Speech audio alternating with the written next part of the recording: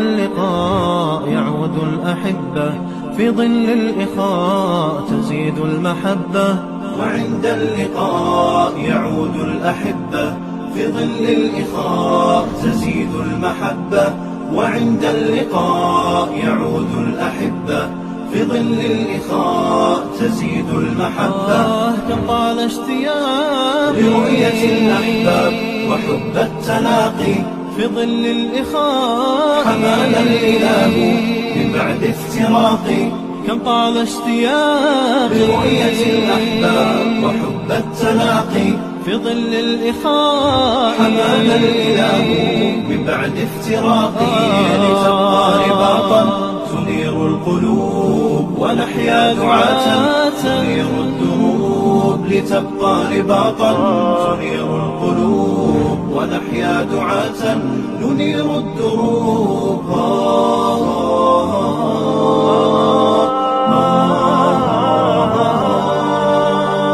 وعند اللقاء يعود الأحبة في ظل الإخاء تزيد المحبة وعند اللقاء يعود الأحبة في ظل الإخاء. السلام علیکم ورحمۃ اللہ وبرکاتہ.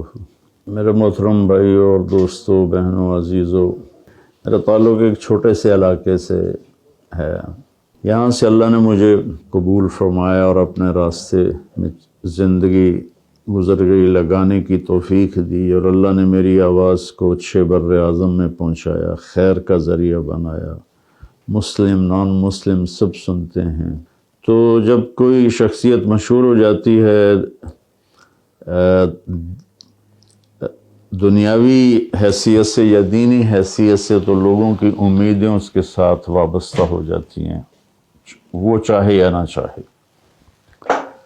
تو اللہ تعالیٰ کے فضل و کرم سے ہم اپنے علاقے میں باحیثیت تھے، اور پہلے بھی ہم لوگوں کی خدمت کرتے تھے. تو لوگ میرے پاس اپنی ضرورتیں لے کر آتے تھے، اور میں اپنی حیثیت کے مطابق ان کی مدد کرتا تھا. پھر لوگوں کی آمد بڑھ گئی اس قدر کہ میں اکیلا پورا نہیں آ سکتا تھا. تو پھر ساتھیوں کے تعاون سے یہ کام شروع کیا. اس میں اکیلا تھا اور میرے ساتھ ایک دوسرے ساتھی تھے، تو ان کے ذریعے سے میں دلواتا رہتا تھا. تو اللہ کا فضل و کرم سے پھر میں نے ایک فاؤنڈیشن بنائی، مولانا طارق جمیل فاؤنڈیشن، کہ اب اکیلا میں نہیں چل سکتا تھا اور میرے سفر بھی ہوتے تھے. تو اس میں پورا ایک سسٹم بنایا. اس میں اللہ کے فضل و کرم سے نیت یہ کی کہ جیسے چھ بر اعظم میں اللہ نے میری آواز پہنچائی ہے دین کے لحاظ سے، تو ایک روحانی غذا ہے. تو اللہ تعالیٰ مجھے اتنی توفیق دے کہ چھ بر اعظم میں اللہ MTJ فاؤنڈیشن کی خیر کو اور اس کی خدمت کو پھیلا دے، تو اللہ کے لیے مشکل تو نہیں ہے. انسان کی روحانی ضروریات کے ساتھ جسمانی ضروریات کا بھی اللہ کے نبی نے ہمیں سبق دیا. اپنے کہا واللہ لا یؤمن، واللہ لا یؤمن، واللہ لا یؤمن. اللہ کی قسم وہ ایمان والا نہیں، اللہ کی قسم وہ ایمان والا نہیں، اللہ کی قسم وہ ایمان والا نہیں. تو صحابہ تو سارے کانپ گئے. پھر انہوں نے عرض کی یا رسول اللہ کون؟ آپ نے فرمایا واللہ لا یؤمن، اللہ کی قسم ایمان والا نہیں. انہوں نے کہا جی کون یا رسول اللہ؟ کہا کہ وہ شبعان و جارہ جائع، جو خود تو پیٹ بھر کے کھانا کھائے پڑوسی بھوکا ہو، وہ ایمان والا نہیں ہے. تو اس کو ایمان سے ہی خارج کر دیا. لوگوں کی ضروریات کو پورا کرنا اتنا اہم ہے کہ ایمان سے خارج کر دے. اس یہ نہیں کہ وہ کافر ہو گیا، لیکن اس کے ایمان کی انتہائی پست سطح پہ وہ پہنچ گیا. تو اس نیت سے ہم نے یہ کام شروع کیا اپنے علاقے میں. اس میں صرف مریض نہیں بلکہ کسی کی شادی ہے، کسی کے مکان گر گیا ہے، کسی کی چھت گر گئی ہے، کوئی مقروض ہو گیا ہے، کوئی کسی بھی مسئلے میں پھنس گیا ہے، صرف علاج نہیں، تو اس کی ہم خدمت کریں، اس کی اس ضرورت کو پورا کریں. لوگ تعاون کرتے ہیں، اعتماد کرتے ہیں، تو اس کو ہم آگے استعمال کرتے ہیں. اللہ کا فضل ہے، اور پورا اس کا آڈٹ ہے، اور ایک ایک پیسے کا حساب ہے. کوئی آ کے ہمیں دیکھ لے، پرکھ لے. تو بھائیو، آپ سبھی تعاون کی درخواست ہے کہ ہم اس کام میں آگے بڑھیں اور لوگوں کی ضرورتوں کو پورا کریں، ان کے کام آئیں. کسی کی دعا لگے گی اور ہمارا کام بن جائے گا. تو انسانی خدمت، اس وقت ہمارا سارا اسلام صرف عبادات پہ چل رہا ہے. تو جو اللہ کے نبی نے انسانیت کی خدمت سکھائی، وہ ہم بالکل اس سے غافل ہیں، اور اس کی طرف ہمارا دھیان کوئی نہیں ہے.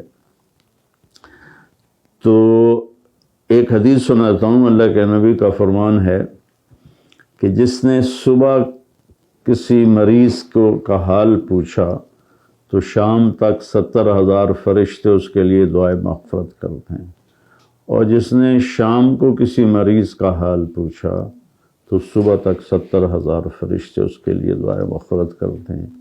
جو کسی مسلمان کی ایک حاجت کو پورا کرتا ہے، اللہ اس کی 70 حاجات کو پورا کرتے ہیں. 70 سے مراد سدہ 70 نہیں، بلکہ ساری.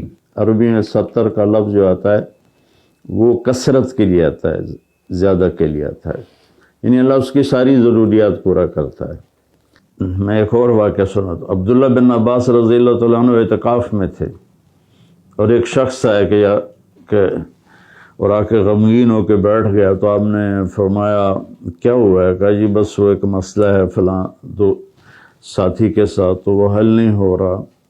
تو آپ نے فرمایا تم کیا چاہتے ہو کہ میں تمہاری سفارش کروں؟ کہ جی ہاں. تو اٹھے اور جوتا پہن کے چل دیے. تو وہ کہنے لگا آپ تو اعتکاف میں تھے مسجد نبوی.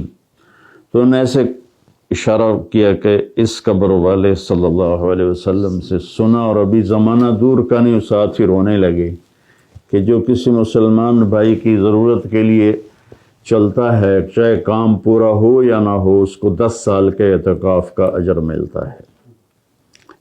تو اللہ کے نبی کا فرمان ہے کہ سائل کا حق بن جاتا ہے، چاہے وہ سواری پہ سوار ہو کر آئے، تو اس کا حق بن جاتا ہے. تم دے سکو یا نہ دے سکو وہ الگ بات ہے، لیکن تم یہ نہیں کہہ سکتے کہ تم تو سواری کے مالک ہو، تم کیسے مانگنے آ گئے ہو.